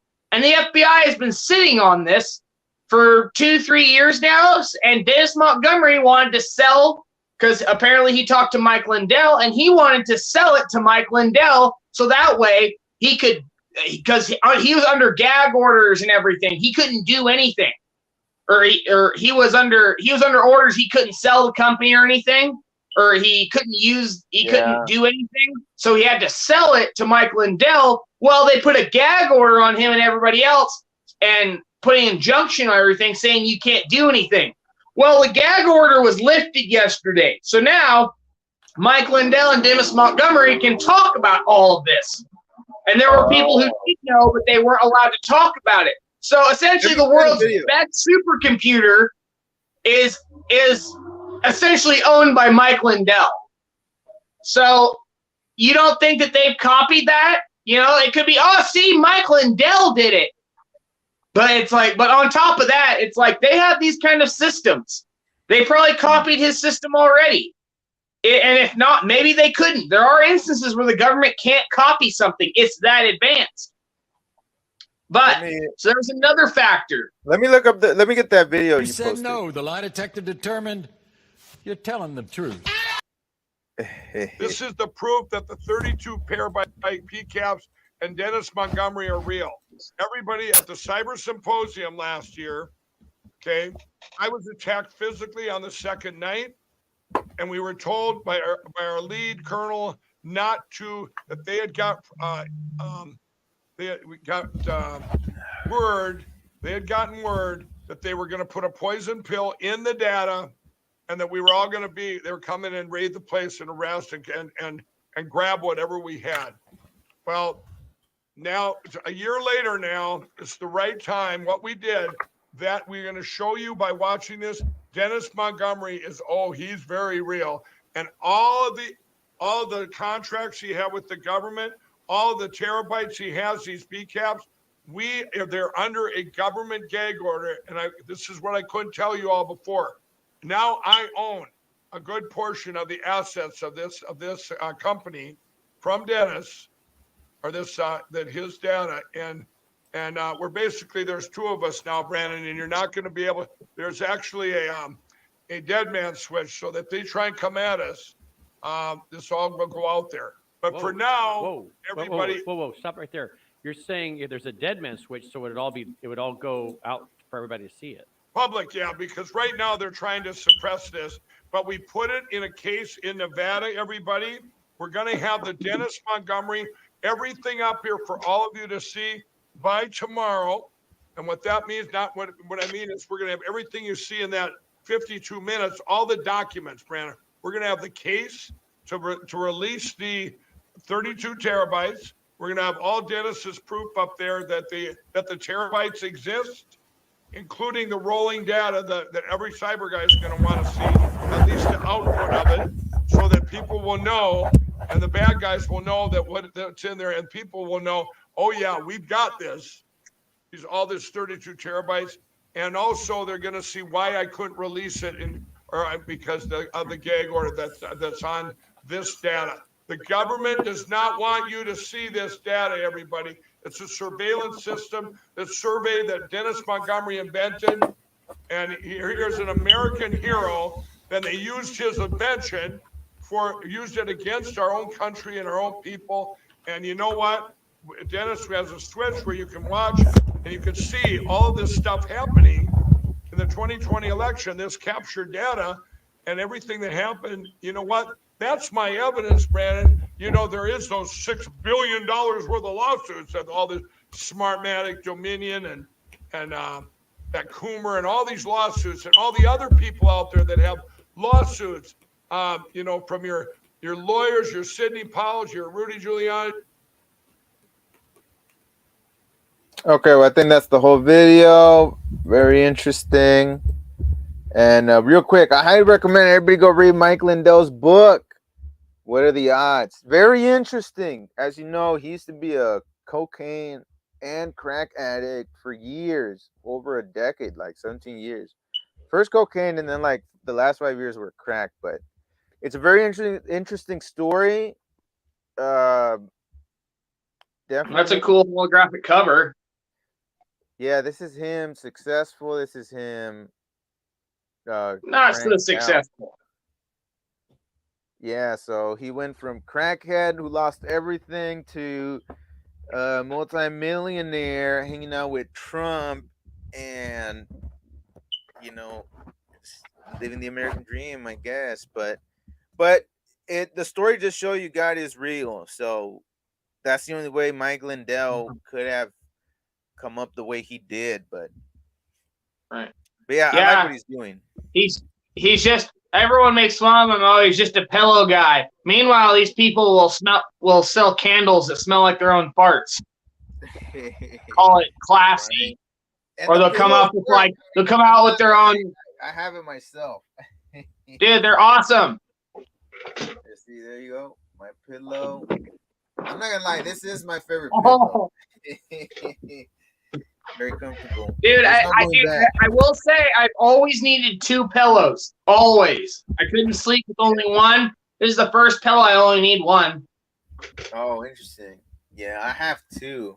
And you know, they're good gifts to give away. Yeah. But everybody wants to make fun of Mike Lindell because he's willing to go out there and just have at it and actually do the work rather than sit there and talk about things and criticize him. You know, I get really sick of conservatives. It's like these talk show hosts and podcasters. They just want to act like, everybody, they're all just idiots. I've got the real answers. Everybody else is just ridiculous. And it's just like, you see that on the conservative side as well as the Democrat side. There's like the elitists, like Ben Shapiro. You know, I don't think he's all that special. I never understood everybody's thing with Ben Shapiro. I don't think he's all that intelligent. I don't think he's all that oratorially gifted. I really think he's just like, I think he just talks fast and he looks weird. I think he looks like a little doll. You know, like a little angry doll all the time. Yeah, I guess it's because he talks fast and he like the thing is that even if you know, quote, big words, people don't always choose to use them because you want to have just you know, just casual conversations. You don't have to. But some people, for whatever reason, I don't understand. I guess because they think, oh, I have to be smart. I don't know, but like Ben Shapiro, they don't want to use like normal words. I don't want to sound like an idiot, but I guess what I'm saying is they fluff up their speech, but they're not really saying anything deep. That's Ben Shapiro. And then he sides with the establishment at the critical times when you need somebody to say, okay, he's standing up for the truth. No, you know, he was all for Alex Jones being banned everywhere. he was all for masks being no, he was all for vaccines being required to enter a grocery store. And he was like, nope, I'm sorry. I just don't see how, this is not the truth. So that is what Ben Shapiro is. At the end of the day, he's controlled opposition. He's there. There's a reason why he's in the mainstream the way he is, Yeah, so going back to the cyber attack thing, if there was to be a cyber attack, it looks like it's going to be 2 weeks, no internet or something, because that's what all their own simulations are saying. And then you're not going to be able to access the bank account. A lot of places are not going to be able to, their online shopping won't work. So forget about Amazon. Don't worry, the government. Well, go ahead. I was saying, don't worry, the government truck will come around with a PA system telling everybody the news, along with the truck that comes and feeds everybody. Don't worry, the government's your friend. Oh, we need you to go to this camp. Don't worry about it. Russia's attacking. I don't see them. Well, they're attacking. Well, you just can't see them. We need to get into this camp. Russians could be anywhere. The Russians could be anywhere, just ready to pounce. Yeah, they're everywhere. Everybody's a Russian. That's all you like. You're a Russian.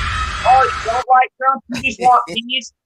You don't like the World Economic Forum. You sound like a Russian agent. And it's just like everybody doesn't think so. And I keep telling, this is a thing that gives me anguish all the time. It's like, no, like given the right incentives, that guy you liked out across the road or your friendly neighborhood cop, they'll walk you into a ditch and blow your head off. Make no mistake, people. Yeah, it's happening in Ukraine right now. If you're a Russian sympathizer, there's just a crowd of people gathered around while you're getting shot in the back of the head. You know? If you look at the USSR had this, and also East Germany and a lot of the communist countries, they get people to snitch on each other, and then they get this system where North Korea also had this. Everybody's got a person assigned that they have to keep track of, and you have to make a report. Whether you want to or not, you by law, by force, have to fill out a report about what you see. It's horrible. And this is what they're training Americans to do. Remember when they were saying, are you seeing your neighbor breaking the COVID rules? Report them. Report them. And then you'll be good, and you're taking care of the community, and you're doing what's right. You're following the law. You're good, like Ben Shapiro. So they will try to play people off against each other. In a way, they're already doing it with race. And it sucks that the issue has become so hot that you've got to be all sensitive, because if you say the wrong thing, certain other sides will just tune out and not even hear you out, even if you say everything logically and well organized in your your message. So that's another thing I did want to talk about. It's just the overall breakdown of society, because I think it's more than just the social media factor coming into play, where people are saying, oh, well, you have access to the internet and you're just exposed to so much more than you were 10 years ago. I'm like, I don't know, man. We weren't at this level 2 years ago, 3 years ago, 4 years ago. All the people that were around back then keep saying that, no, it's never been like this. So, I don't know. I mean, the people who've been in charge since the 70s and 80s, they're saying, oh, this is different and there's never been anything like this. So, that's my gauge. Speaking of which, we need Lance to come back and give us his perspective from the 60s and the 70s and the 80s and the 90s. Alive in the 60s, if he was even alive. No, he was around. He was definitely around. Like maybe a 5-6-year-old. Maybe Lance has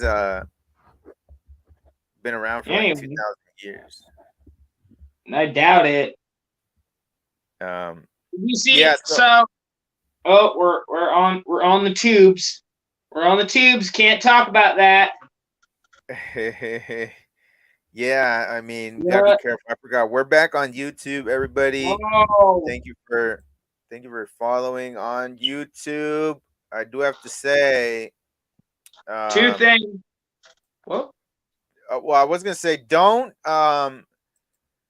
depend on YouTube. We're there now today because there's some people that will keep up with us on YouTube, but not on Rumble because Rumble is just not that the user friendly is not over there. It's hard to search for things. You know the search function. You're just talking about the search function. Okay, No, so I'm talking everybody. Well, Rumble has a long way to go. There's some other websites that are don't have the backers that Rumble has, and they look much more smooth. That's the part I'm trying to figure out. You know what I'm saying? I think one thing. I was listening to Barnes and Viva Barnes last night, and he was talking about how what they're doing is it's the searches and the recommended tab and related tab. It doesn't go off of your algorithm inputs. So therefore, it's not going to show you the things you want to see. It's just going to work out what it thinks that someone who watches this would want to see. Does that make sense? Oh, I like People have that. gotten so accustomed to the algorithms and all the stuff spying on them that they've like, oh, well, it's convenient. I don't actually have to search for anything. I can just have it. But then guess what? Yeah, what happens? Things like YouTube where you go type in something and you go 2 or 3 videos down and it's a bunch of the same stuff that you've already watched. Yeah. It just wants you to see it over and over again. That's one of my main what's the word? Things that I hate about YouTube is that when you search things, it has certain videos that it pins on certain subjects, so you get the same result no matter how you search it. Like if you type in MK Ultra, they're gonna show you the same video from CBS News saying, "Oh, well, it was not really a big deal. It gets exaggerated." They're gonna show you that. They're gonna show you something from Vice saying, "Oh, it's just conspiracy theory. A lot of it was, exaggerated."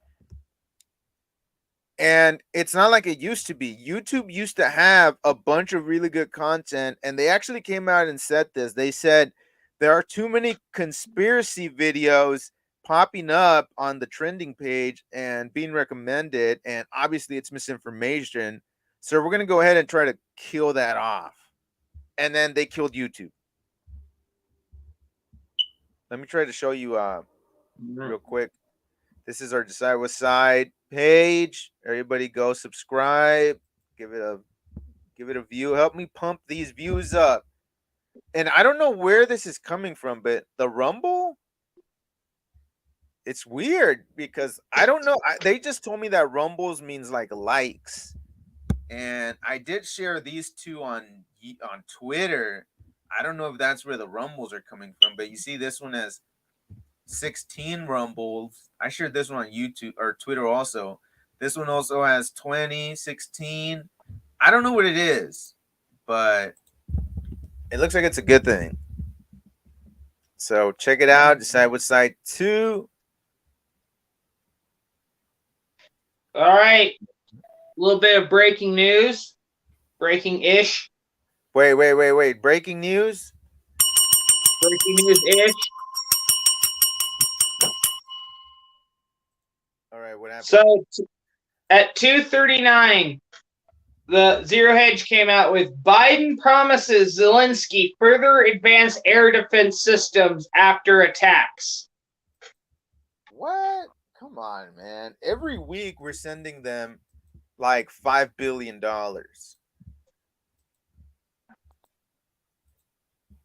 So this is the thing.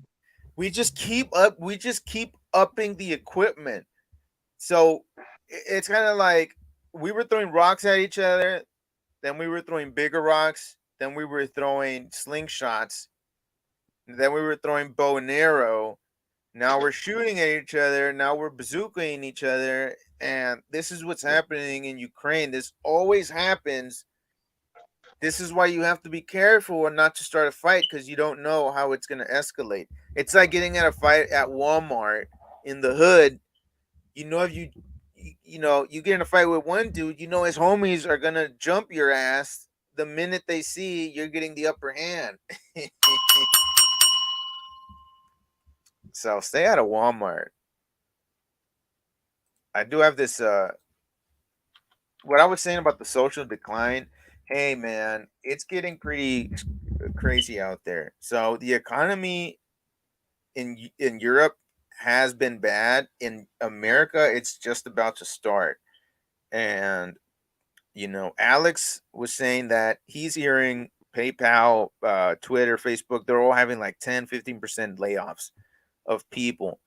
So as the economy goes down, because Biden is driving it off the cliff on purpose, you're going to see crime going up. It's already going up. And not only that, but the media is basically saying it is okay for this demographic of people to commit crime. And,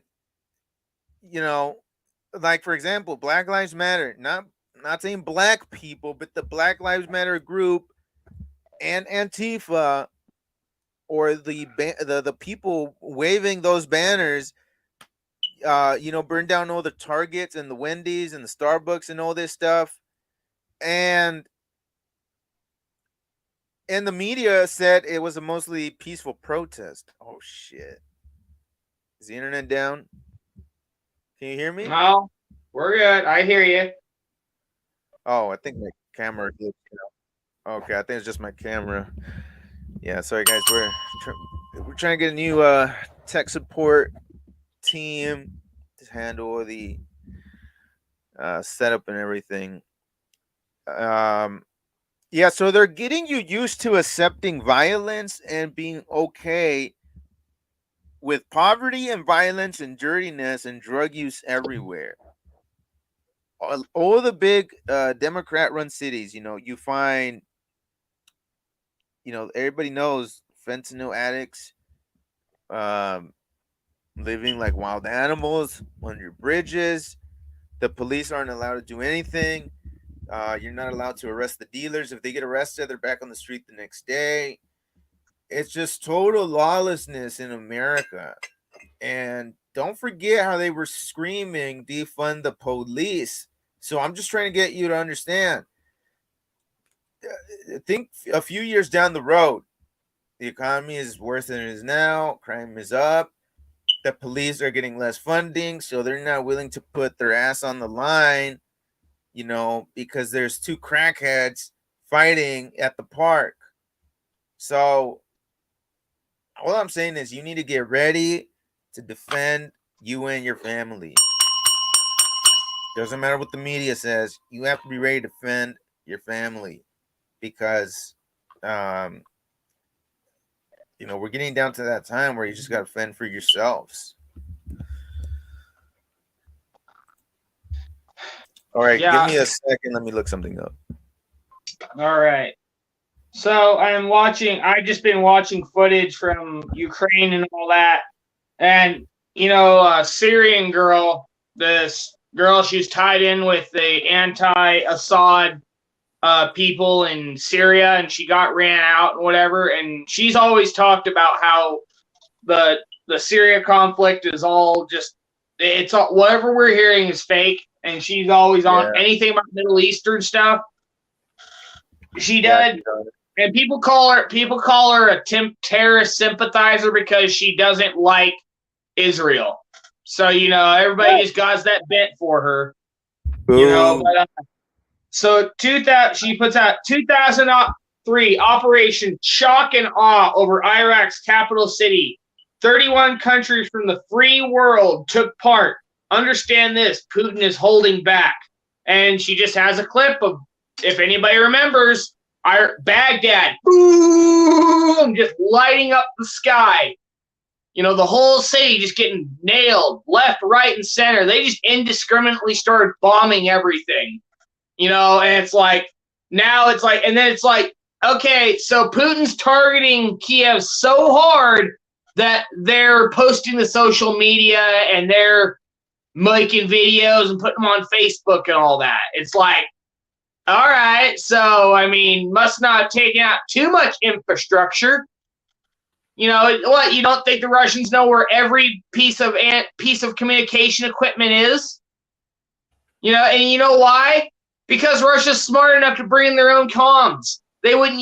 They don't need anybody else's comms to be cut off or anything. They're probably jamming military signals, but regardless, it's like they're holding back.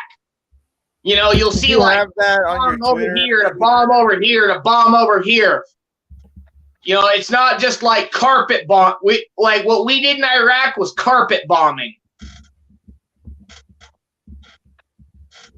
So, what was I gonna say? Oh yeah, did you retweet that, or where is that specific thing you're talking about? So I'm on Twitter. now. By the way, everybody go Syrian follow girl, Leslie partisan Boyd girl. on Twitter. This is his profile. I didn't retweet it. All right. This is But- it. Counter NWO Squad. Go ahead and check it out. Yeah, I've been saying I don't think Russia is losing in Ukraine. I think it's just bullshit from the media to make us think that he's desperate and that he's a cornered animal and that he's about to strike back in a grotesque way, or what's the best way of saying it? He's about to lash out in a big way, which they're saying it's nukes, but I think it's looking like they're going to launch cyber attacks and then just say, oh, it was Putin. Obviously it was Putin, because look what he's doing in Ukraine. And there's been misinformation from day one, man. Disinformation like crazy. Remember It's when they like- were saying the ghost of Kiev? They were saying there was this one Ukraine jet that was shooting down like 20 airplanes a day, and that people were like, we're scared because like he was here 1 second, then he was here, and then he was there, and then oh my god, next thing you knew, all the Russians were crying and peeing in their pants, and it turned out it was all fake. Stuff like that. Right. There's the people just assume that people gotten too used to slapping around Middle Eastern countries, dude. We've gotten way too used to it. And I think they don't understand the scale of what at least a few years back, like 10 years ago, 5 to 10 years ago, at least people understood that war with Russia was bad. The modern warfare, Call of Duty Modern Warfare, that first one was based off of going to war with Russia and what it showed. You were like, your first mission was you're in a blown out building in the middle of Washington, D.C., and it's just fire and hell raining down everywhere, and you had to do a mission. It's like, people don't think it's going to be like that. They think, oh, we're just going to be able to sit here in our lazy boy and say, hell yeah, boy, get them.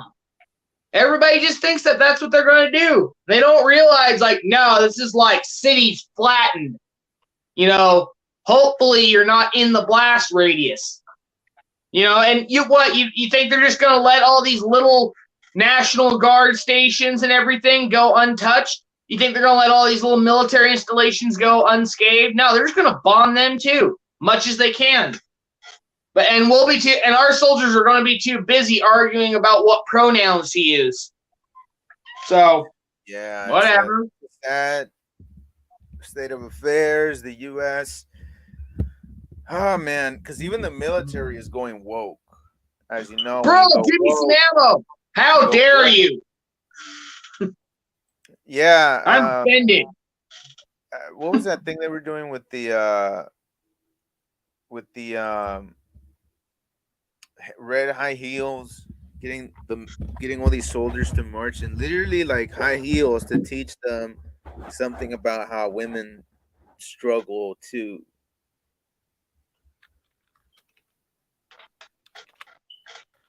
What? You're not on screen, by the way. Oh. Yeah, my bad. I was looking something up. Got to multitask. By the way, if you want to be a guest on Decide What Side, hit me up. As long as you're an expert in whatever field, and by expert I mean like you can tell us something. What am I trying to say? You can give us some info pertinent to the supply chain issues and I guess the real state of the economy. I know we do have some smart followers following this account. Some people are actually, I'm surprised. I'm like, you know, you think you just see somebody has like an avatar of like a cheeseburger, and then it turns out they're actually like, you know, really successful investors or something. Or they run like a big e-commerce website. So winners choose Decide What Side. I guess what I'm trying to say. Check out the new video that will be uploaded on Rumble very soon. This is the cover art. What is the New World Order? This is our Back to Basics video where we covered, I guess, back to basics. What is the New World Order? Where is it going? Where is it at today? Because we need to understand the bigger picture. And there's also this other one. It's getting crazy out here. Check it out on Rumble. Yeah, I guess we did 2 hours. I guess this is a good time to shut it down. All right. Unless you want to get to anything else. No, I think that's pretty good. That way we don't go off on other stuff too long. Yeah, no. Just kind of cyber attack, Russia war kind of theme today. Okay, perfect. And don't forget, everybody, Decide What Side on Twitter and on Rumble. And then also check out that Decide What Side t-shirt. I mean, I think it looks pretty good. I've never worked with Redbubble, so really I don't know what to expect if you click, you know, buy one. But well, I guess if you do, let us know in the comments. But yeah, Decide What Side. Prepare for the cyber attacks. Keep some cash on you. Don't keep your money in the banks. If you don't have food, get some now as soon as possible, because the window for that is closing and the hour is way late, way later than you think. So a lot of people think that, you know, you'll be able to see the danger coming and start to get ready. If you do that, it's going to catch you off guard. This is when you see the danger coming. Just because you see everybody going about normal life, living it up, you know, acting like the dollar is always going to be a strong currency forever,